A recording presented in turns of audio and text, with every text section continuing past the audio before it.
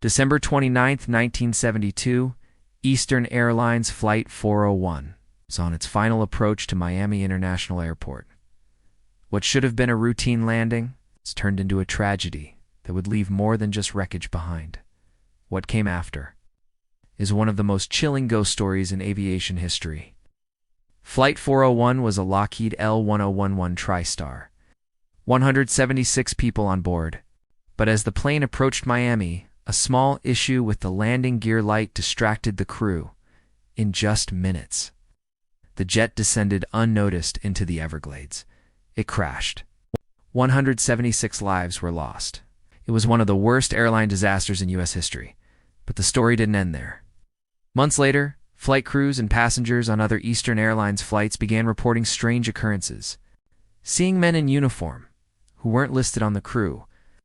One man in particular, a pilot with a calm expression, quietly sitting in silence. When approached, he would vanish instantly. The figures matched the identities of two men who died on Flight 401, Captain Bob Loft and Flight Engineer Don Repo. They weren't just any crew. They were on that doomed flight. I saw him clear as day. He was just there, wearing the uniform. When I turned to tell the lead, he disappeared. Here's where it gets weirder. After the crash, Eastern Airlines salvaged parts from Flight 401 and used them in other aircraft. Almost every ghost sighting occurred on planes that had those exact parts. Doors opening on their own. Tools vanishing. Disembodied voices warning crews of malfunctions before they happened. In one chilling report, an engineer claimed Repo appeared in a cockpit and warned the crew about a faulty component.